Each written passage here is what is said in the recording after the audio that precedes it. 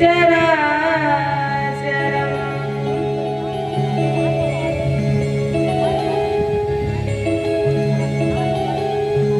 तत्पदं दर्शितं मे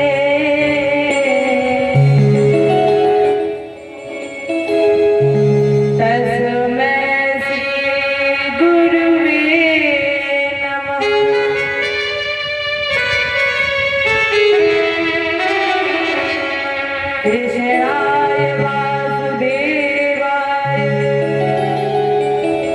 हरे परमात्मने प्रणतक्लेशनाशाय गोविन्दाय नमो नमः। व्रजे वसन्तम् अन्नवनीतिचौरम्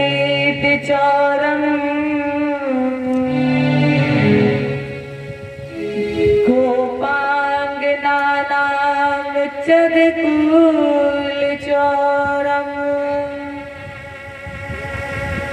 अनेक जन्मार्जित पाप चौरम् चौराग्यगणं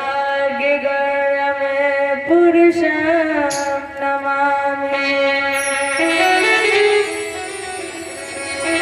नारायणं नमस्कृत्य नरं चैव नरोत्तमं देवीं सरस्वतीं व्यासं ततो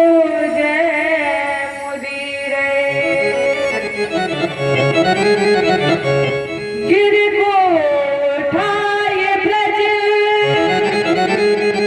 गोपों को बचाय लीनो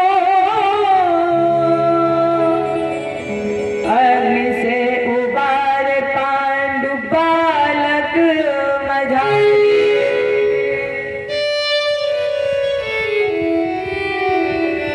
लाखों गज घंटा तले बालक विहंगम को व्रत निर्धर्म पांडवों की नारी को गज की अरज सुनो ग्राह से छुड़ाओ शीघ्र। भारत मेरा क्यों प्रण भीष्म ब्रह्मचारी को विगतापहारी है संत सुखकारी जो अमोह तो भरोसा श्यामले बिहारी को। हे भारत के सारथी लाखों बार प्रणाम आकर जोर समारिए मन की छुट्टी लगा। भगत भक्त भगवंत गुरु चतुर नाम बके अतिन के पग बंधन किए नाशक वीर करहु प्रणाम करम मनमानी करहु कृपा सेवक सुख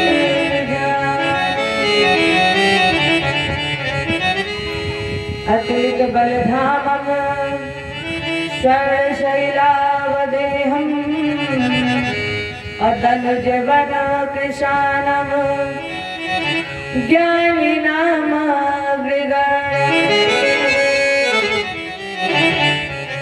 सकल गुण निधानम वाणी नाम धीशम रघुपत प्रिय भक्तम वातजातम नमामि रघुपत प्रिय भक्तम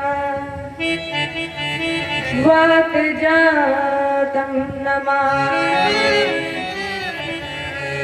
जय गुरुदेव भगवान की जय हो, भगवान की जय हो, रज रामचंद्र की जय हो, उमापति महादेव की जय आदि शक्ति दुर्गे मैया की जय हो, बाबर भगवान की जय हो, बजरंग बली की जय हो। जय जय श्री राम जय जय श्री राधे जय जय श्री राधे। यहाँ पर उपस्थित समस्त श्रद्धालु भक्तजन एवं कर्ममयी माता है, इस व्यासपीठ से मेरा नमन स्वीकार करें। आवाज सही करो। और आज हम सभी श्रीमद् भागवत कथा के चतुर्थ दिवस में प्रवेश करने जा रहे हैं। इसमें प्रवेश करने से पूर्व अपने बिहारी, अपने गुरु गोविंद, अपने इष्ट से कहें।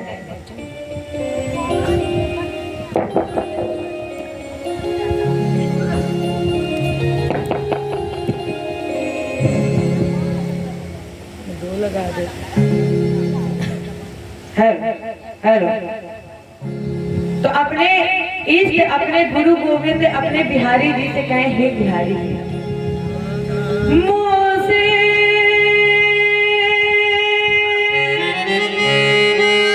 लेना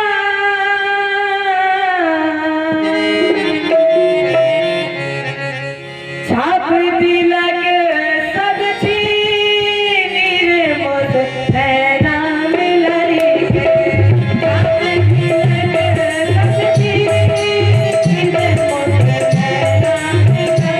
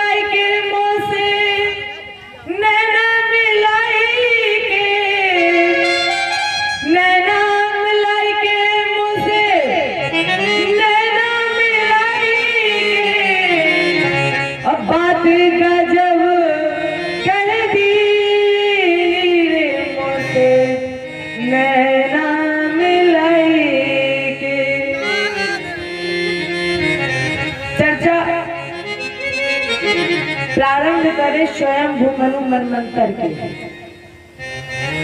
राजेंद्र, हमने तुम्हें दूसरे दिन ये संकेत दिया था कि ब्रह्मा जी के एक दिन में हमारे आपके 1000 चतुर्भुज मिलते हैं, अर्थात ब्रह्मा जी के 1000 सतयुग, 1000 त्रेता, 1000 द्वापर और 1000 कलयुग।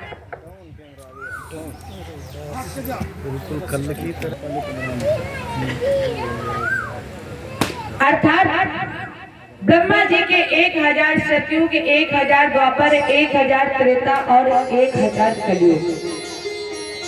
इतनी ही लंबी ब्रह्मा जी की रात होती है और राजन दोनों को मिलाकर कहते हैं कल्प। एक कल्प में 14 मनमंत्र होते हैं और प्रत्येक मनमंत्र में 71 सही 6/14 चतुर्भुज बीतते हैं। तामस में हरिमेघा नाम के एक संत थे। उनकी पत्नी से भगवान ने हरि रूप धारण किया और हरि रूप धारण करके गज का ग्रास उद्धार कर दिया। राजा परीक्षित ने कहा गुरु जी बस यही 1 मिनट रुक जाइए। क्यों? क्योंकि आपने अभी बड़ी अद्भुत बात बताई कि भगवान ने एक पशु पर कृपा कर दी, एक गज पर कृपा की। तो महाराज जी मैं ये वृत्तांत तो सुनना चाहता हूँ कि भगवान ने पशु पर कृपा क्यों की, कैसे की, ये वृत्तांत तो मुझे सुनाइए। वादरायण एतत् श्रुतु अमेच्छामहे वयम् हरिर्यथा गजपतिम् अग्राहग्रस्तम् मुमुक्षत। तो महाराज मुझे ये वृत्तांत तो सुनाइए, मैं श्रवण करना चाहता हूँ। तो सुखदेव जी बोले राजेंद्र तस्य द्रोणायाम भगवते वरुणस्य महात्मना। यहीं पर वरुण भगवान का एक आश्रम था। ऋतुभान का सरोवर था और इसी त्रिकूट पर्वत पर रहता था एक गज। बोले बल कितना? 10,000 हाथियों का। इनकी 100 पत्नियां थी और प्रत्येक के अंदर 10,000 हाथियों का बल था। प्रत्येक स्त्री से इस गज के 10-10 पुत्र हुए और प्रत्येक के अंदर भी 10-10 हजार हाथियों का बल था। अब राजन जरा बताइए, जिसे इतना बल मिल जाए, मानस क्या कह रही है?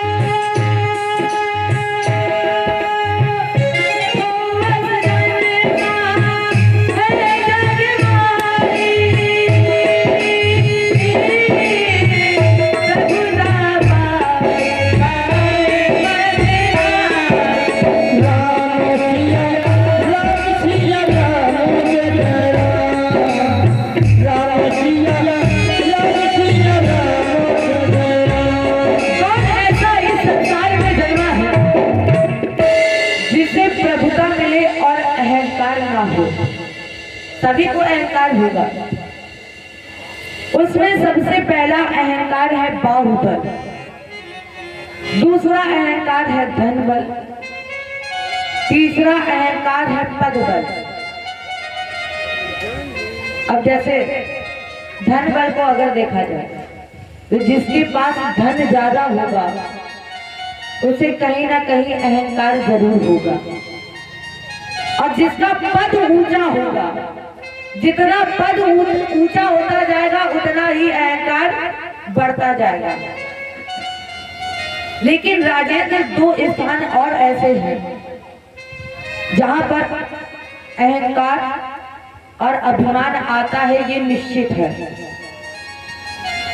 चौथा स्थान है सम्मान बल। सम्मान में भी अहंकार और अभिमान है। कैसे? जैसे कोई एक व्यक्ति है, उसे पता है कि हम सम्मान के अधिकारी नहीं हैं, हमने कोई ऐसा काम ही नहीं किया जिससे हमें सम्मान मिले, और आप जाकर उस व्यक्ति को सम्मान दे दो, और इतना नहीं विशेष सम्मान दे दो, तो उसे कहीं ना कहीं अहंकार जरूर आ जाएगा। क्योंकि वो तो समझेगा कि हम तो सम्मान के अधिकारी नहीं हैं, हमने ऐसा कोई कार्य ही नहीं किया फिर भी मुझे लोग सम्मान दे रहे हैं। तो सम्मान में भी अहंकार और अभिमान है। अब आप पूछेंगे कि आपके पास कोई प्रमाण है? शास्त्र में है, जिस समय भगवान ने सम्मोहिनी बंसी होठों पर रखी और गोपियों को बुलाने के लिए जैसे ही सम्मोहिनी बंसी बजाई, गोपियां गई, तो भगवान ने उन्हें विशेष प्रेम दिया है और कहा, स्वागतम भो महाभागा अप्रियम किम करिवारिणा। भगवान ने हाथ जोड़ करके बोला, आओ प्राण प्रिय गोपियों। और जैसे ही भगवान ने कहा आओ प्राण प्रिय गोपियों, तुरंत गोपियों को अभिमान आ गया। राजन, पांचवा स्थान है ज्ञान। ज्ञान में भी अभिमान है। कैसे? जैसे एक व्यक्ति है, रोज रामायण पढ़ता है और उस व्यक्ति से अगर आप कह दो भैया चलो अखंड रामायण हो रही है तो चलो सुनकर आते हैं, तो अगर उस व्यक्ति को अभिमान अहंकार होगा तो वो व्यक्ति तुरंत बोल देगा, अरे ऐसी रामायण तो हम रोज पढ़ डालते हैं, क्या जाकर हम करेंगे। तो ज्ञान में भी अभिमान है। ज्ञान में अभिमान किसको हुआ है? उद्धव जी को। तो अब गज के पास धन बल, पद बल, बाहुबल है। अपने बल के मालिक होने के कारण इसने भगवान वरुण के उद्यान को तहस नहस कर दिया। और जब भगवान वरुण के उद्यान को तहस नहस कर दिया और नष्ट करने के बाद उस सरोवर में जल पीने का प्रयत्न किया जिसके अंदर बैठा था ग्राह। ग्राह माने मगरमच्छ। एक थल का वीर था और एक जल का वीर था। एक बात हमेशा याद रखना राजेश,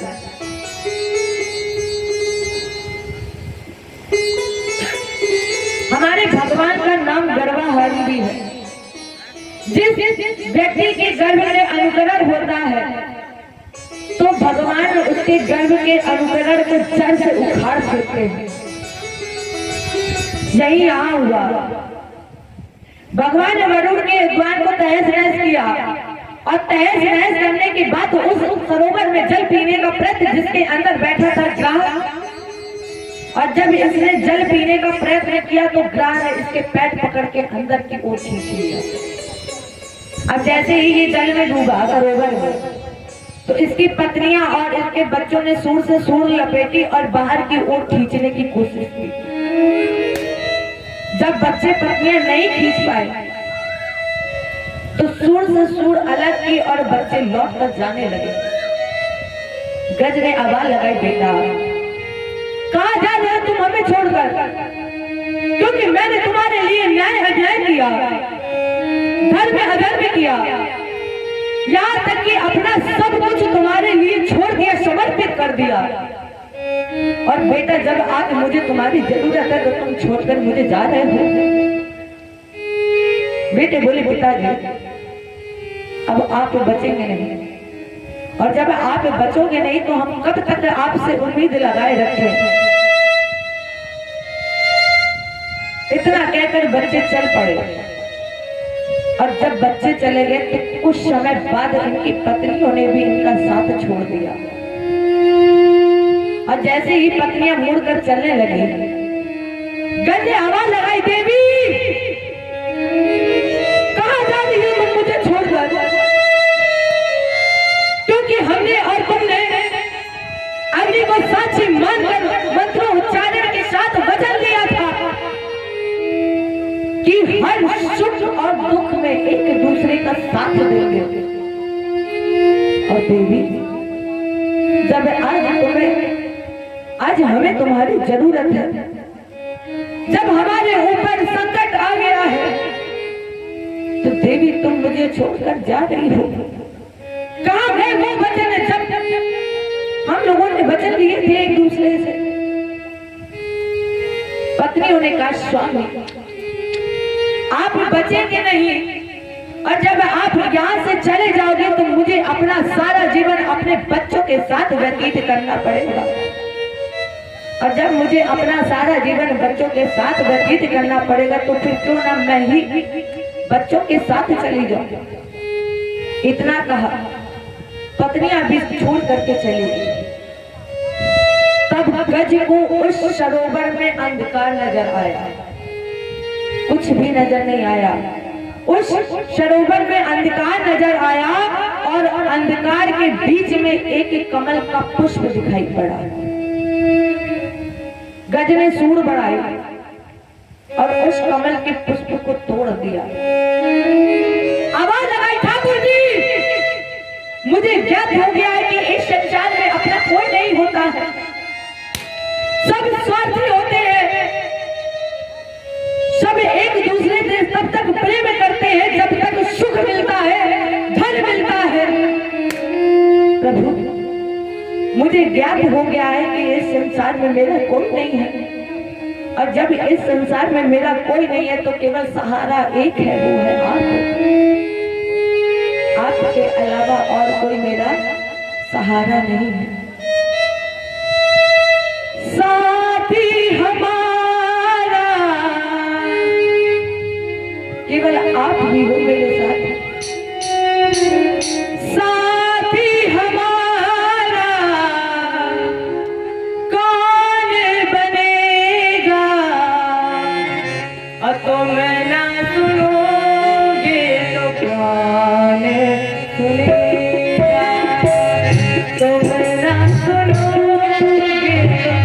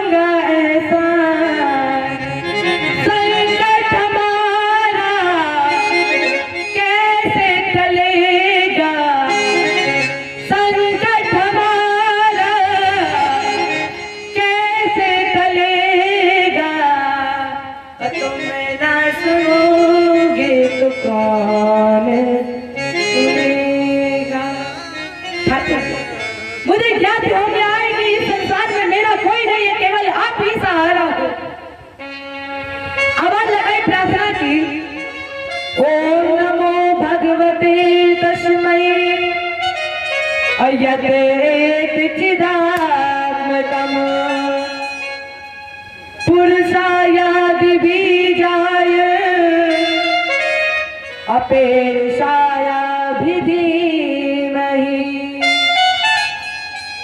नमो नमस्ते खिलकारणाय अनिष्कारणाय यादभूत कारणाय सर्वागमनाय हरवाय अनपोपवर्गाय परायणाय। आवाज लगाई ठाकुर जी जल्दी से आ जाइए, मुझे बचा लीजिए। भगवान चतुर्भुजी रूप में प्रकट हुए। गज ने कहा प्रभु जिस ईश्वर से सारा संसार चैतन्य है, जो संपूर्ण प्राणी का सृजन करता है, पालन करते हैं, जो वेदों के महासमुद्र है, ऐसे प्रभु हम आपको बारंबार करते हैं, बारंबार नमन करते हैं, नमस्कार करते हैं। गज ने कहा ठाकुर जी आप ये जो मेरे हाथ में कमल का पुष्प देख रहे हैं ना, वो मैं आपको देना चाहता हूँ, और आपका कोई भी हाथ खाली नहीं है। इसलिए वैसे भी ठाकुर जी आपके हाथ में चक्र शोभा नहीं देता है, क्यों? नव कंज लोचन कंज मुख गढ़ कज पंद कज कंजारुरम। आप कमल के पंखुड़ी से भी ज्यादा नाजुक हो, इसलिए आपके हाथ में चक्र शोभा नहीं देता। इसलिए ठाकुर जी चक्र छोड़िए और ये कमल का पुष्प ग्रहण करिए। और जैसे ही गज ने कहा ठाकुर जी चक्र छोड़िए, कमल का पुष्प ग्रहण करिए, ठाकुर जी ने चक्र छोड़ दिया और कमल का पुष्प ग्रहण कर दिया। चक्र के छोड़ने से और पुष्प को ग्रहण करने से ग्रह का उद्धार हो गया। जैसे ही भगवान ने चक्र छोड़ा और पुष्प ग्रहण किया, तो चक्र के छोड़ने से पुष्प ग्रहण करने से ग्रह का उद्धार हो गया। राजा परीक्षित ने कहा गुरु जी एक बात बताइए, क्या बुलाया गज ने था?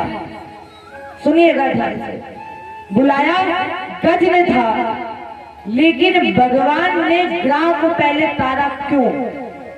आवाज लगाई गज ने, प्रार्थना की गज ने, लेकिन भगवान ने ग्राह को तारा क्यों? भगवान ने कहा गज जो भक्त हमें बुलाता है वो तो तरता ही है, ये निश्चित है कि जो भक्त हमें बुलाएगा वो तरेगा, लेकिन जो बुलाने वाले भक्त का पैर पकड़ लेता है उसे हम सबसे पहले तारते हैं। गज का पैर पकड़ा था ग्राह ने, तो भगवान ने सबसे पहले ग्राह का उद्धार किया, इसके बाद गज का उद्धार किया। अब ये जानिए कि गज क्या है और ग्राह क्या है। गज है जीव और ग्राह है हमारी और आपकी मृत्यु। ये जो गजेंद्र मोक्ष की आपने कथा सुनी है, ये हमें वास्तविकता का ज्ञान कराती है। गजेंद्रम मोक्षणम पुण्यम और रैवतम त्वरंत्रम श्रुणु। ये गजेंद्र मोक्ष की जो कथा सुनी, ये जो गज था हाथी, ये पूर्व जन्म में इंद्रधुम्न नाम का राजा था। भगवान विष्णु का परम भक्त था और अगस्त्य जी के शिष्य थे। एक दिन ये आसन लगाए बैठे, भगवान का भजन कर रहे थे, भगवान का पूजन कर रहे थे, गायन कर रहे थे, और इनके गुरु जी कब आ गए इन्हें पता ही नहीं चला। क्योंकि भगवान में जो एक बार लीन हो जाता है सच्चे मन से, फिर उसे कुछ समझ में नहीं आता कि कहाँ क्या हो रहा है। तो ये भगवान की भक्ति में लीन थे, भजन कर रहे थे, पूजन कर रहे थे, तपस्या कर रहे थे मंदराचल पर्वत पर, और इनके गुरुजी कब आ गए इन्हें पता नहीं चला। तो इन्होंने अपने गुरुजी को प्रणाम नहीं किया। अब जब अगस्त्य जी को प्रणाम नहीं किया तो अगस्त्य जी ने इसे श्राप दे दिया। अरे पगले, तू हाथी की तरह मस्त मतवाला बैठा है ना, इसलिए मैं तुझे श्राप देता हूँ कि तू हाथी बन जा।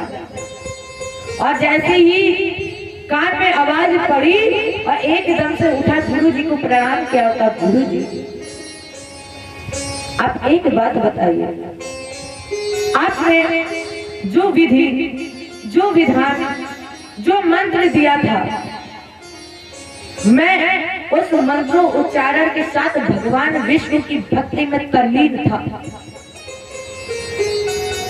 और जब मैं उसकी भक्ति में तल्लीन था तो आप आ गए, मुझे पता नहीं चला। तो बताइए गुरुजी, इसमें मेरा अपराध कहाँ है? क्या है मेरा अपराध? अगर से जीने का देखो, अब वाणी तो मिथ्या नहीं हो सकती है। अब श्राप दे दिया तो वो तो लगेगा ही, मिथ्या नहीं हो सकता। लेकिन जब तुम्हारा गज शरीर छूटने का समय आएगा तब तुम्हारा मन भगवान विष्णु में लग जाएगा, जिस भगवान विष्णु की भक्ति में तुम तल्लीन थे। इसीलिए जब गज का शरीर छूटने का समय आया तो गज का मन भगवान विष्णु में लग गया था। और ये जब गंधर्व था, मुक्तो देवल शापेन, ये देवल नाम के महात्मा के श्राप से मुक्त हुआ। गंधर्व भृगु नाम का, अनायास इसे हंसने की बीमारी थी। ये जहां भी जाता था, जहां भी बैठता था, केवल हंसता ही रहता था। एक दिन देवल जी स्नान कर रहे थे और दूसरे स्थान पर ये भृगु नाम के व्यक्ति खड़े। महात्मा जी ने स्नान करने के बाद अंजलि में जल लिया, तर्पण करने ही जा रहे थे, तब तक उस व्यक्ति ने महात्मा जी का पैर पकड़ा और अंदर की तरफ खींच लिया। अब कोई जल में अंदर की तरफ एकदम से खींचेगा तो वो एकदम से उछाली मारेगा। तो महात्मा जी ने एकदम से उछाल मारी और ये एकांत में खड़ा होकर हंस रहा था। महात्मा जी ने कहा, इसका मतलब ये तेरा ही कार्य है। अब इसे हंसने की बीमारी की, जहां खड़ा हो गया बस केवल हंसता ही रहता था। देवल जी ने कहा कि ये तेरा ही कार्य है, इसलिए हम तुम्हें श्राप देते हैं कि तुम मगरमच्छ हो जाओ। अब जैसे महात्मा जी ने श्राप दे दिया, तुरंत भृगु नाम के व्यक्ति ने कहा, महाराज जी मेरा कल्याण कैसे हो? अब यहाँ ध्यान देने की बात यह है, अगर माता पिता, गुरु, ब्राह्मण, संत अगर आपसे प्रेम करते हैं तो कल्याण है, ये निश्चित है। अगर माता पिता, ब्राह्मण, संत, गुरु आपसे प्रेम करते हैं तो कल्याण निश्चित है। लेकिन यही अगर माता पिता, गुरु, संत, ब्राह्मण क्रोध में भी श्राप दे तो इसका मतलब कहीं ना कहीं उद्धार ही है। इसका कारण है, आप लोग भी जानते हो क्या कारण है। अगर राजा परीक्षित को श्राप न लगा होता तो क्या आप श्रीमद् भागवत की कथा श्रवण कर रहे होते? क्या मैं आपको सुना रही होती? इन्हें श्राप लगा, इसका मतलब कहीं ना कहीं इनका भी उद्धार ही हुआ है। इतना ही नहीं, अगर मैया सुरुचि ने ध्रुव को धक्के मारकर बैल से बाहर निकाला होता तो क्या ध्रुव 5 वर्ष की उम्र में भगवान को प्राप्त कर पाता है? तो ये जो गजेंद्र मोची की कथा सुनी, ये हमें वास्तविकता का ज्ञान कराती है। 5वें मनु हुए रैवत, और इस रैवत मनवंतर में भगवान ने बैकुंठा से अवतार लिया, जिसका नाम पड़ा बैकुंठ। 6वें मनु हुए छाप्रुष, और छाप्रुष मनवंतर में भगवान ने बैराज की पत्नी संभूति से अजित रूप धारण किया और अजित रूप धारण करके समुद्र मंथन कराया। राजा परीक्षित ने कहा, महाराज यथा भगवता ब्रह्मण अमृता क्षीर सागरा, भगवान ने अजित रूप धारण करके समुद्र मंथन क्यों कराया? मुझे श्रवण कराया।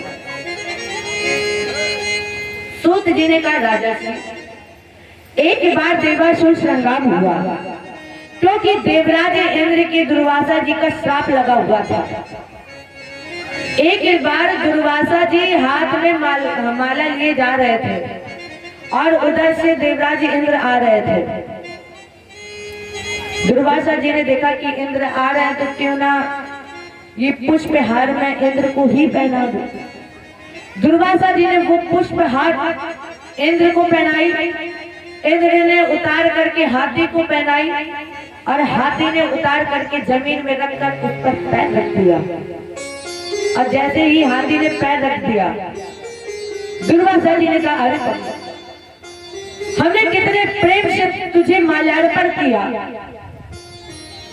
तेरा सम्मान किया, और तुमने देखते ही देखते मेरे उस प्रेम का, मेरे सादर सम्मान का तुमने अनादर कर दिया है। इसलिए हम तुम्हें श्राप देते हैं कि तुम श्रीहीन हो जाओ।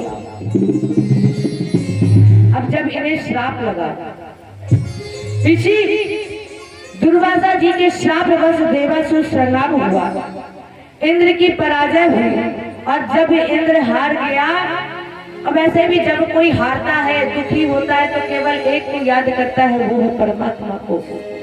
जब इंद्र हार गया, तब इन्होंने याद किया ठाकुर जी को और प्रार्थना की, अभोत्रियम सत्य मुनि मध्यम अबोहाशयम निष्कलम पुत्रयम मनोद्रयानम वचसानुरूतम महे देव वरम वरणम। वेदों में श्रेष्ठ संत स्वरूप सर्वात्मा हरिश्चंद्र आपकी शरण में है, इसलिए प्रभु कृपा करिए, क्योंकि आप तो करुणा निधान है, इसलिए प्रभु कृपा करो।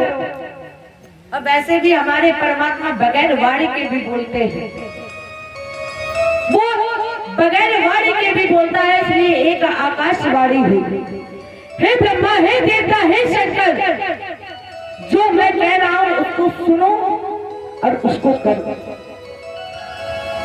पहले तो आपस में मित्रता करो, क्योंकि जब तक आपस में लड़ते रहोगे, बैर भाव बनाए रखोगे, तब तक कुछ नहीं होने वाला है। तो पहले आपस में मित्रता करो और इसके बाद दैत्यराज बलि से मित्रता कर लो। और अगर कल्याण चाहते हो तो फिर क्या करो? अगर कल्याण चाहते हो तो फिर करो मंथन। और मंथन करने के लिए तुम्हें क्या करना पड़ेगा? मंथन करने के लिए तुम्हें मंदराचल पर्वत की मथान मंथानम मंडलम कृत्वा अनेकम कृत्वा वासुकी, और उसी मथानी को घुमाने के लिए रस्सी बनाई बांसुरी की। परिणाम स्वरूप दैत्य और देवता ने मंदराचल पर्वत को उखाड़ लिया, और जब लेकर चले तो इस मंदराचल पर्वत का भार सहन नहीं कर पाए, तो मंदराचल पर्वत वहीं जमीन पर गिर गया, और जमीन पर गिरा तो बिल्कुल चूर चूर हो गया। चूड़िया नाश महता भारे कनिका चला, कनक मारे सोना। अब मंदराचल पर्वत सोने का बना हुआ था, जैसे देवता दैत्य नहीं संभाल पाए, मंदराचल पर्वत जमीन पर गिरा तो बिल्कुल चूर चूर हो गया। लेकिन हमारे ठाकुर जी ने क्या किया? जिस तरह से एक बच्चा गेंद को उठाता है, आज उसी तरह मेरे गोविंद ने उस मंदराचल पर्वत को उठाया और गरुड़ की पीठ पर रखकर मंदराचल पर्वत को समुद्र में डालकर स्थापित कर दिया। देवता और दैत्य कहते वासुकीनाथ के पास कहा, महाराज जी रस्सी बनवाइए। लेकिन वासुकी का ये बताइए कि जब हम मथानी रूपी मंदराचल पर्वत को लेकर जाएंगे तो एक तरफ खींचेंगे दैत्य और दूसरी तरफ खींचेंगे देवता। हम तो बीच में रहेंगे, हमारी तो हड्डी पसली टूट जाएगी, इसलिए ये कार्य हमसे नहीं होगा। और जब ये कार्य हमसे नहीं होगा, लेकिन हाँ तुम्हें हम अमृत जरूर देंगे। अब देखना, यहाँ केवल मनुष्य स्वार्थी नहीं है, मनुष्य तो बाद की श्रेणी है। अगर सबसे ज्यादा सबसे पहले स्वार्थ से प्रेम करता है तो वो है सुर। सुर माने देवता। देवता सबसे ज्यादा स्वार्थी होते हैं। स्वार्थ लाग करे सब प्रीति, सुर नर मुनि सबके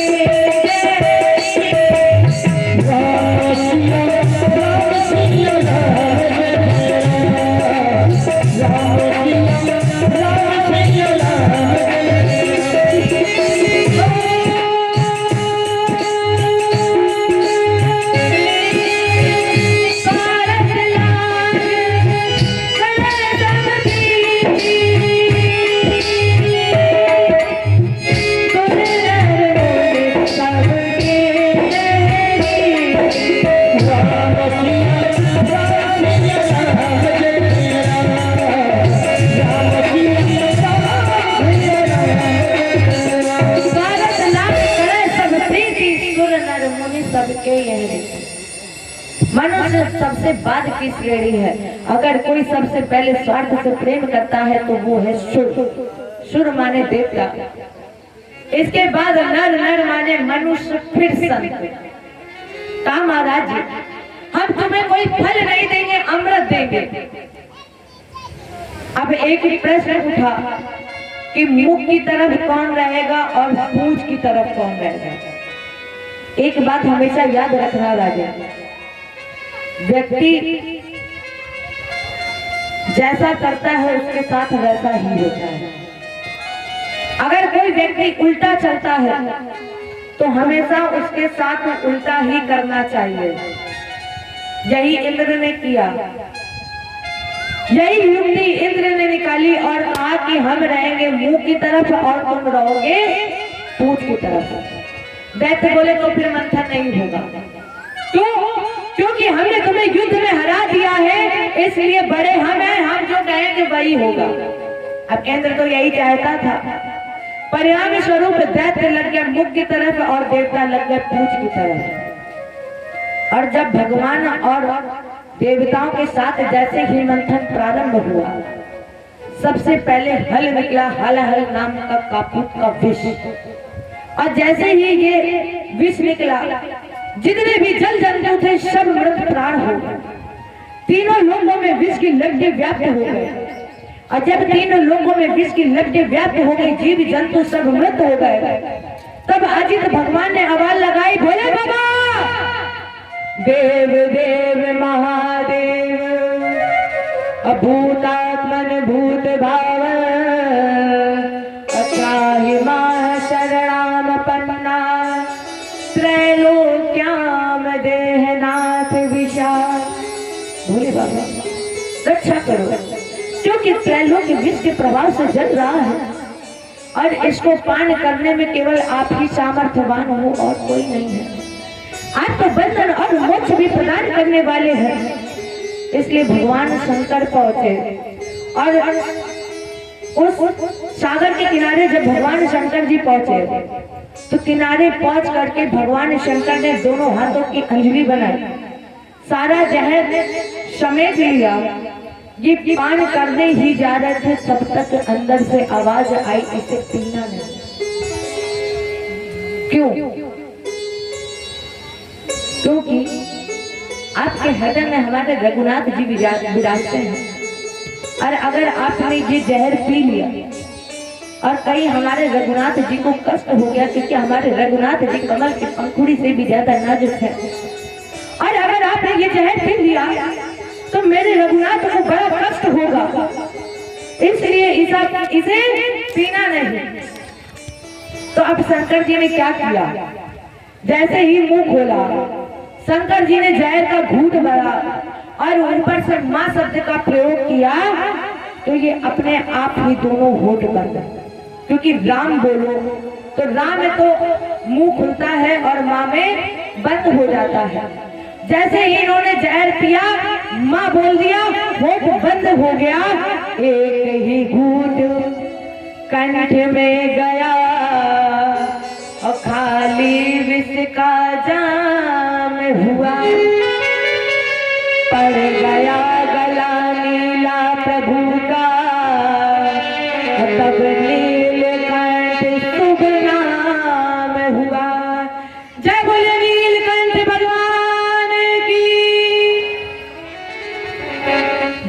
शंकर ने वो विष गले में ही घोट लिया, तभी से भगवान शंकर का नाम पड़ गया नीलकंठ।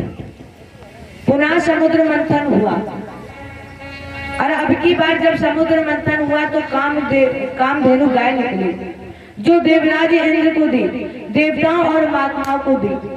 परिणाम स्वरूप एक एक रत्न निकलने के साथ एक का निर्माण हुआ। और अब की बार जब फिर समुद्र मंथन हुआ तो लक्ष्मी जी आई, और जैसे ही लक्ष्मी जी आई तो इंद्र बोले विवाह हम करेंगे, और बलि बोला विवाह हम करेंगे। माने सब अमृत को भूलकर लक्ष्मी जी के पीछे पड़ गए। भगवान ने कहा, यहाँ स्थिति तो यहाँ तक की आ गई कि दोनों के बीच युद्ध। अरे भगवान ने कहा देखो ऐसा करो, लड़ो नहीं, ये पुष्पमाला लक्ष्मी जी को दे दो, लक्ष्मी जी को जिन्हें पहनानी होगी पहना देंगी, क्यों आपस में लड़ रहे हो। परिणाम स्वरूप वो माला लक्ष्मी जी को पहनाई, लक्ष्मी जी को दी गई। आगे बढ़ी लक्ष्मी जी तो पहले आसन पर बैठे थे भोले बाबा। लक्ष्मी जी ने कहा कि आप कितने सुंदर हैं, और ये श्वेत स्वरूप में जो नीला निशान पड़ा हुआ है आपकी सुंदरता में 4 चांद लगा रहा है, इसलिए हमारा तुम्हारा विवाह हो सकता है। अब जैसे ही लक्ष्मी जी ने बोला कि हमारा तुम्हारा विवाह हो सकता है, शंकर जी बड़े प्रसन्न कि लक्ष्मी जी अब हमारी हो गई।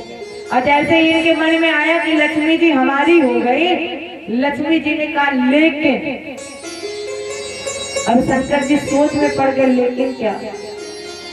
आगे बढ़ी, उत्तर नहीं दिया, आगे बढ़े। अब शंकर जी अगर सोच में पड़े लेकिन क्या। दूसरे आसन पर बैठे थे ब्रह्मा जी। ब्रह्मा जी ऐसे कहा कि हमारा तुम्हारा विवाह हो सकता था, लेकिन तुम्हें गुस्सा बहुत आता है, और जब तुम्हें गुस्सा आता है इसलिए हमारा तुम्हारा विवाह नहीं होगा। अब ब्रह्मा जी भी बेचारे बैठ गए। आगे बढ़े, इंद्र बैठा था। लक्ष्मी जी ने कहा इंद्र, हमारा और तुम्हारा विवाह तो हो ही नहीं सकता है। क्यों? लक्ष्मी जी ने कहा देखो तुम्हारी इतनी पटरानियां हैं, तुम्हारी इतनी पत्नियां हैं, और मैं जिसके साथ रहूंगी, जिसके साथ मेरा विवाह होगा, तो उसकी केवल एक पत्नी होगी, वो हूं मैं। माने अर्थात लक्ष्मी जी ने जिसको जिसको चाहा, लक्ष्मी जी ने उसके अंदर एक ना एक कमी निकाल दी, क्योंकि लक्ष्मी जी कभी किसी की नहीं हुई। आज अगर लक्ष्मी तुम्हारे पास है तो शाम तक किसी और के पास होगी, और कल किसी और के पास होगी। आगे बढ़ी, दैत्यराज बलि बैठा था। लक्ष्मी जी ने कहा बलि, वास्तव में तुम सुंदर भी हो, गुणवान भी हो, ऐश्वर्य भी हो, योग भी हो, दान भी हो, धर्मात्मा भी हो, उदार भी हो, हमारा तुम्हारा विवाह इसलिए हो सकता है। और जैसे ही लक्ष्मी जी ने कहा हमारा तुम्हारा विवाह हो सकता है, बलि भी बड़ा खुश कि लक्ष्मी जी अब हमारी हो गई। और जैसे ही बलि के मन में ये विचार आया, लक्ष्मी जी ने कहा लेकिन तुम्हारा जो कुल है वो अच्छा नहीं है, तुम दैत्य कुल में पैदा हुए हो, इसलिए हमारा तुम्हारा विवाह नहीं हो सकता है। इसी तरह वार्ता करते करते लक्ष्मी जी पहुंची जहां हमारे रघुनाथ नारायण जी बैठे थे। अब वो ठाकुर जी ने सोचा कि लक्ष्मी जी ने जिसको जिसको चाहा कुछ ना कुछ कमी निकाल दी, और अगर हमने चाहा क्या पता हमारे अंदर भी कमी निकाल दे। तो ठाकुर जी ने कुर्सी उठाई और लक्ष्मी जी की तरफ पीठ कर ली और पीछे की तरफ मुंह। अब फिर लक्ष्मी जी घूम कर आई, फिर भगवान ने चेयर उठाई और लक्ष्मी जी की तरफ पीठ और पीछे की तरफ मुंह। लक्ष्मी जी ने कहा हाँ ठाकुर जी, आप मेरे पति बनने के योग्य हैं, इसलिए हम पूरे सभा में स्वयंवर में ये कहते हैं कि आप मेरे पति बने। मैं आपको पतिव्रत करना चाहती हूँ। और जैसे ही लक्ष्मी जी ने कहा मैं आपको पतिव्रत करना चाहती हूँ, यही भगवान विष्णु ने एक क्षण में लक्ष्मी जी के अहंकार को नष्ट कर दिया। कैसे? भगवान ने कहा देखो लक्ष्मी, हमें ये नहीं पता कि हम तुम्हारे पति बनने के योग्य हैं या नहीं है, मुझे नहीं पता, लेकिन तुम मेरे पत्नी बनने के योग्य नहीं हो। और जैसे ही भगवान ने कहा कि तुम मेरे पत्नी बनने के योग्य नहीं, यहीं पर लक्ष्मी जी का अभिमान नष्ट हो। लक्ष्मी जी ने कहा स्वामी जी ऐसा क्यों बोल रहे हो, क्यों नहीं हम पत्नी बनने के योग्य, क्या कमी है हमारे अंदर? भगवान ने कहा देखो लक्ष्मी, तुम तो चंचल बहुत हो, एक जगह तुम रुकती नहीं हो, कभी ना कभी इधर से उधर करती रहती हो, इसलिए हमारा तुम्हारा विवाह नहीं होगा। लक्ष्मी जी ने कहा प्रभु फिर सुनिए, आज से मेरी एक प्रतिज्ञा है। क्या? बोली जहाँ जहाँ आपके चरण होंगे वहीं वहीं लक्ष्मी जी होंगी, और जहाँ जहाँ आपके चरण नहीं होंगे वहाँ लक्ष्मी नहीं होगी। तो प्यारे, अगर लक्ष्मी जी को चाहना है, लक्ष्मी जी को पाना है, तो पहले प्यारे हमारे प्रभु को चाहिए, तभी लक्ष्मी जी मिलेंगी। और अगर प्रभु को नहीं चाहा तो फिर चाहे तुम जितनी लक्ष्मी जी की पूजा कर लो, लक्ष्मी जी मिलने वाली नहीं है। परिणाम स्वरूप इन दोनों का विवाह हुआ। अच्छा, एक सुंदर बड़ी चर्चा याद आ रही है, चलो आपको श्रवण कराते हैं। एक दिन सुबह के 4 बजे हुए थे, लक्ष्मी जी और नारायण जी बैठे थे दोनों साथ में। लक्ष्मी जी ने कहा प्रभु आज हमारा मन कर रहा है कि आज हम आपको गाना सुनाएं।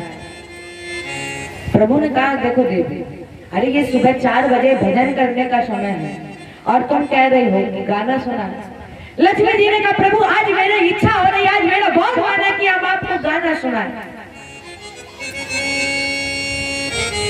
प्रभु ने कहा देखो अगर तुम नहीं मान रही हो तो ठीक है सुना दो, अन्यथा कोई मत लेना। लक्ष्मी जी ने कहा प्रभु दुनिया है मेरे पीछे लेकिन मैं तेरे पीछे। और जैसे ही लक्ष्मी जी ने कहा दुनिया है मेरे पीछे लेकिन मैं तेरे पीछे, प्रभु ने कहा आह इतना अहंकार। लक्ष्मी जी ने कहा चलो आपको भरोसा नहीं है तो चलो हम आपको दिखा दे करके। प्रभु ने कहा ठीक है दिखाओ। अब कुछ व्यक्ति, कुछ लोग एक अर्थी लेकर निकल रहे थे, उसमें सब वृद्ध पुरुष थे, बच्चे थे, सब लोग थे। लक्ष्मी जी ने क्या किया, लक्ष्मी जी ने ऊपर से सिक्कों की बरसात कर दी। और जैसे ही ऊपर से सिक्कों की बरसात हुई, बच्चे देखे तो एकदम से दौड़ कर गए, जितने भी सिक्के थे सब बटोरने लगे। अब जो बूढ़े बाड़े थे उन्होंने कहा क्या कर रहे हो, रखो, जमीन से उठाई गिरी हुई चीज नहीं उठाई जाती है। बच्चों ने छोड़ दिया। प्रभु ने कहा देखा लक्ष्मी जी अभी तुम हुई पड़ी हुई। लक्ष्मी जी ने कहा रुको रुको, अभी तो केवल ये सिक्कों की बरसात है, अब देखना। और जैसे ही लक्ष्मी जी ने सोने चांदी की बरसात की, बच्चे तो बच्चे छोड़ो, जितने बूढ़े थे सब भाग खड़े हुए और सब सोने को बटोरने लगे। प्रभु ने कहा देवी एक बात बता, ये सब धन बटोर रहे, सोना बटोर रहे, वो ठीक है, लेकिन ये 4 व्यक्ति जो अर्थी लेकर जा रहे हैं वो क्यों नहीं आए? लक्ष्मी जी ने कहा कितनी जल्दी है आपको, अरे रुक जाओ अभी 2 मिनट, अभी हम दिखा रहे हैं, ये भी आएंगे पीछे। और जैसे ही लक्ष्मी जी ने 9 लखा हार, तो चारों के चारों अर्थी वहीं छोड़ दिए और दौड़ करके जितना भी धन 9 लखा सोना जितना भी था सब बटोरने लगे। एक व्यक्ति जल्दी जल्दी में लाना कुछ भूल गया, तो उसने उस अर्थी के ऊपर से कफन उठाया और कफन में ही सोना बटने लगा। प्रभु ने कहा ठीक लक्ष्मी जी इतनी बात है, लेकिन ये बताओ ये जो लेटा हुआ है ये क्यों नहीं उठा, इसने क्यों नहीं धर लिया। लक्ष्मी जी ने कहा ये मर गया है। प्रभु ने कहा ये मर गया क्या होता है।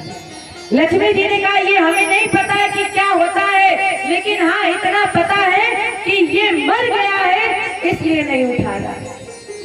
प्रभु ने कहा देखो देवी, ये मरा नहीं है, इसके अंदर से मैं निकल गया हूँ, और जिसके अंदर से मैं निकल जाऊंगा उसके अंदर से कुछ भी नहीं निकल सकता है। वो कुछ भी नहीं कर सकता जिसके अंदर से मैं निकल जाऊंगा।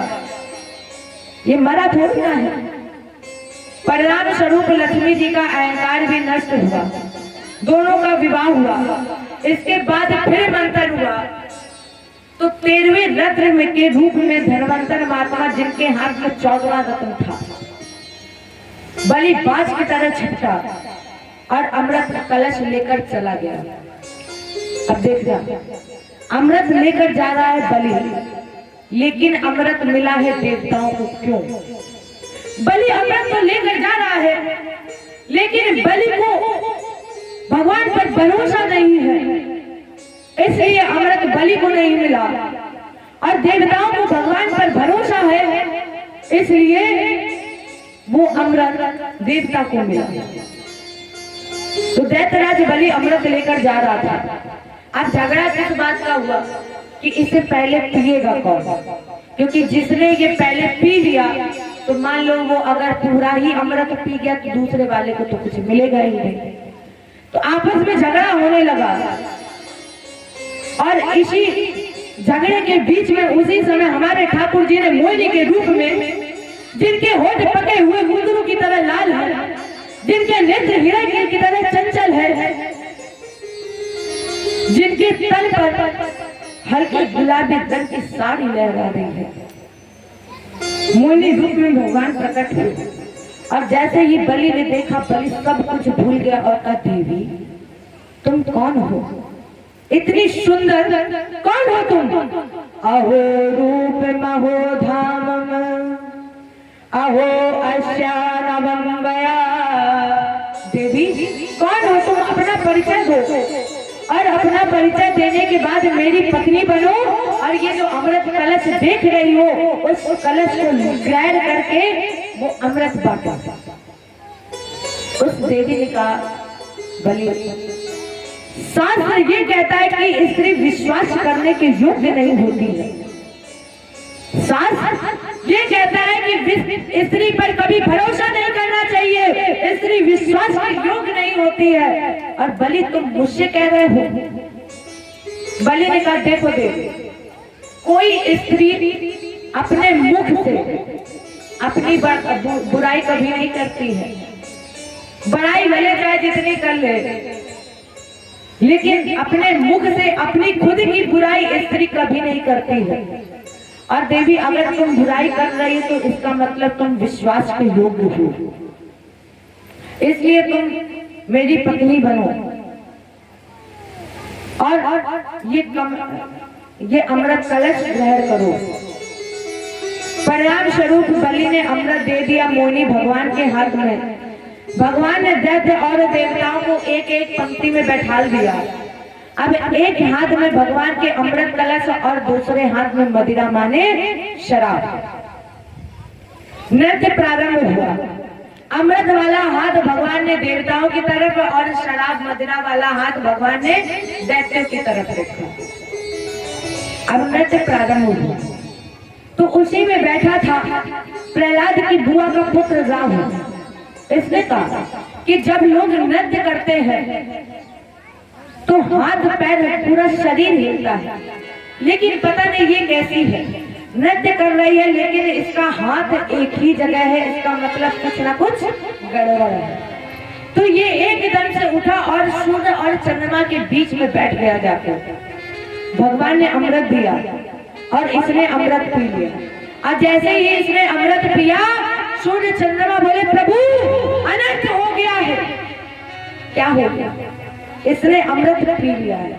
और जैसे ही भगवान को पता चला कि इसने अमृत पिया, चक्रेण चूड़धारेण, ये पीता, इसके पहले भगवान ने इसका चक्र से सर काट दिया।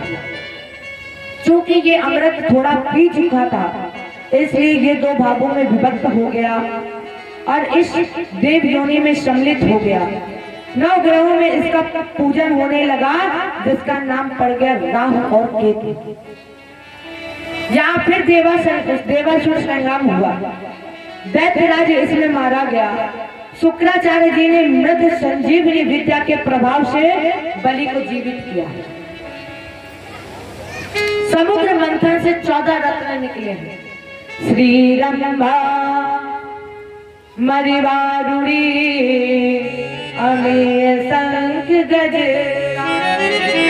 और कल्पद्रुम शशुधेनु धनु और धन्वंतरी विश्वास। समुद्र मंथन निकलने के बाद देखो अंतर क्या हुआ।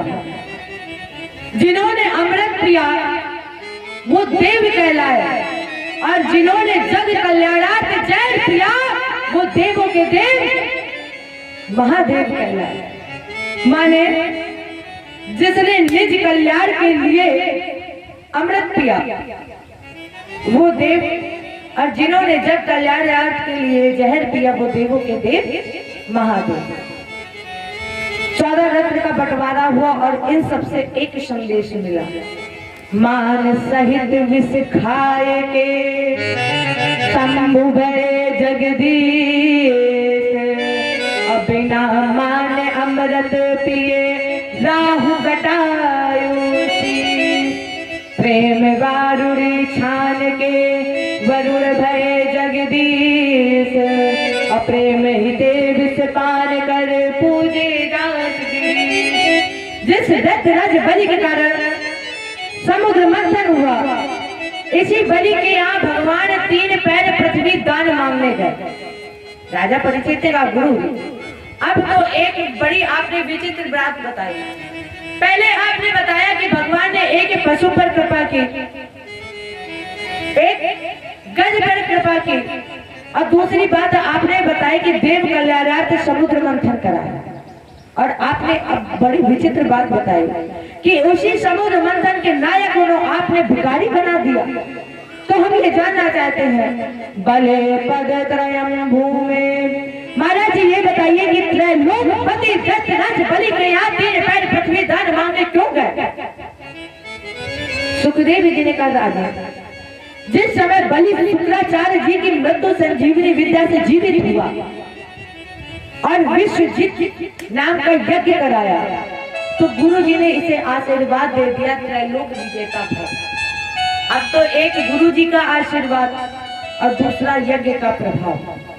इंद्र फिर बलि बना, और जैसे बलि इंद्र बना तो मैया अदिति बड़ी दुखी बैठी थी। उसी समय मैया अदिति के पति कश्यप जी आए। मैया अदिति ने बड़ी सेवा की अपने पति की। कश्यप जी ने कहा, देवी वर मांगो, लेकिन इससे पहले ये बताओ देवी आप इतनी दुखी क्यों बैठी हो, क्यों परेशान हो?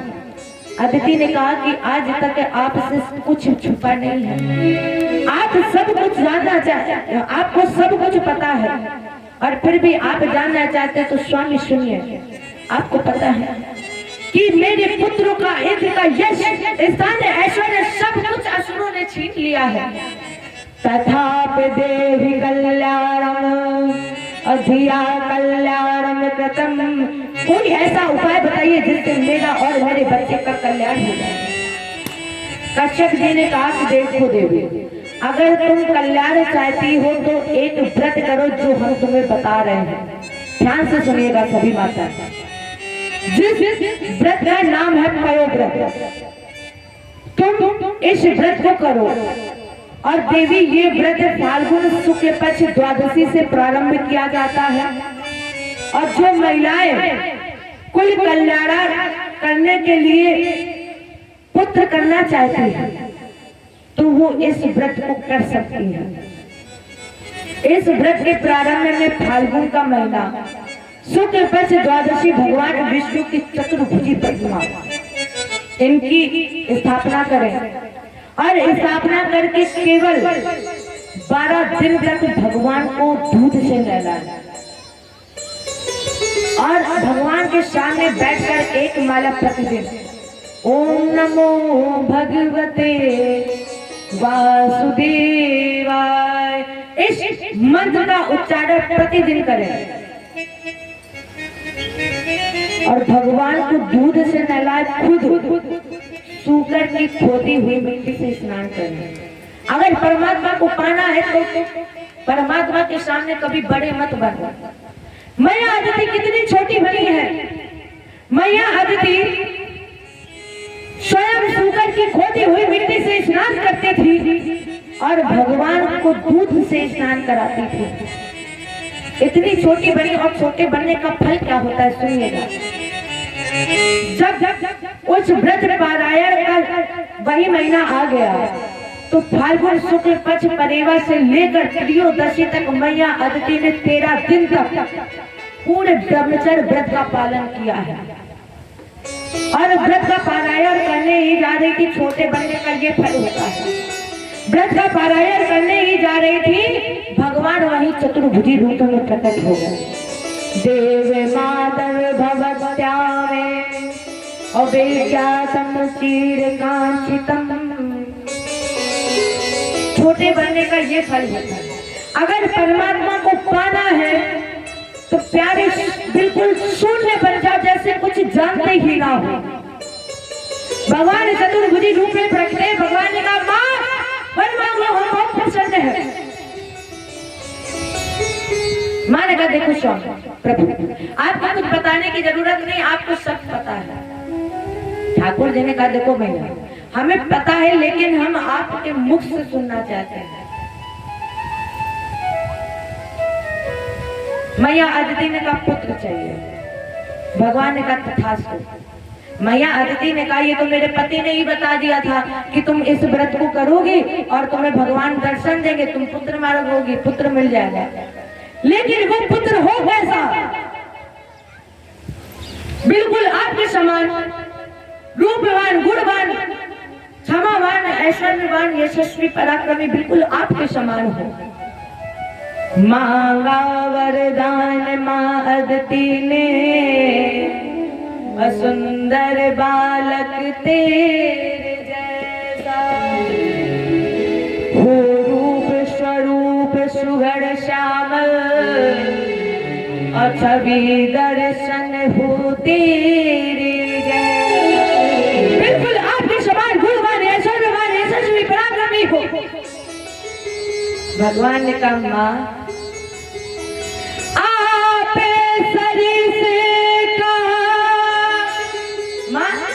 मैं अपने समान कहाँ ढूंढने जाऊं, क्योंकि मेरे समान तो कोई है ही नहीं। मेरे समान कोई नहीं है मां। इसलिए आप सरी से कहा खो जाई,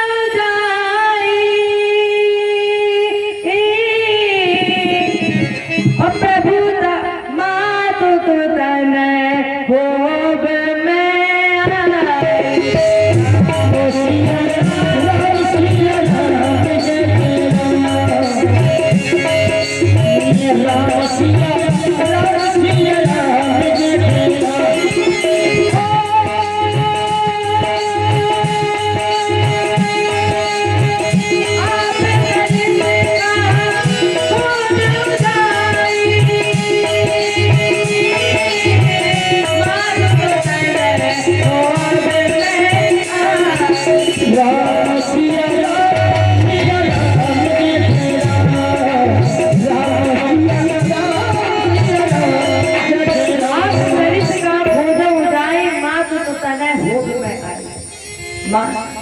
मेरे समान तो कोई है नहीं, इसलिए हम वरदान दे रहे हैं कि तुम्हें स्वयं पुत्र रूप में दर्शन देंगे।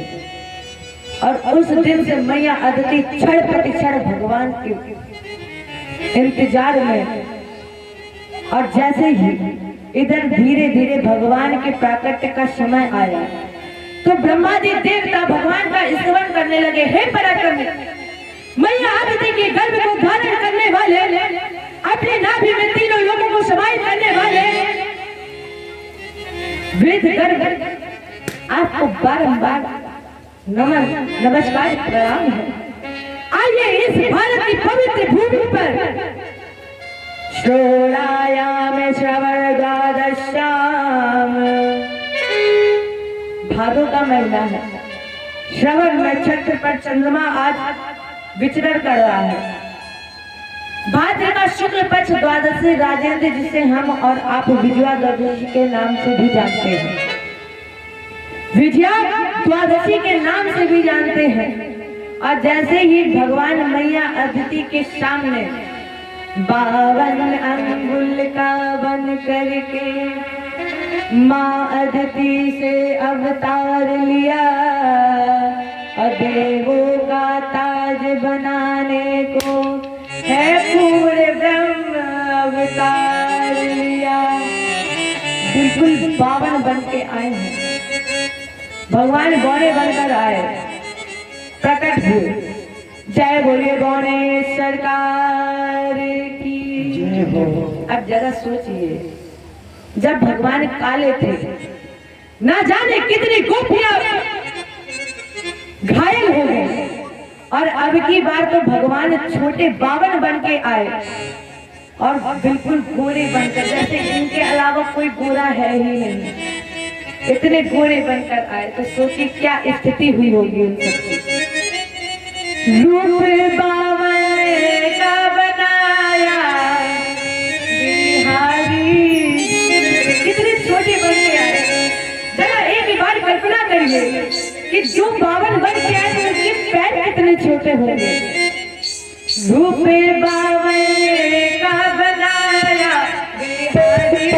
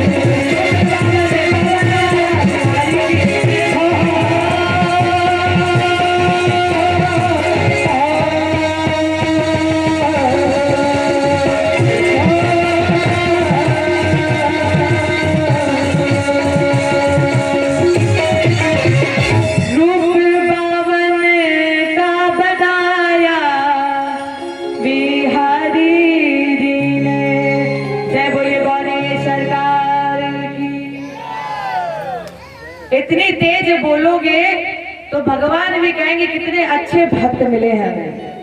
जय बोलिए बोले सरकार।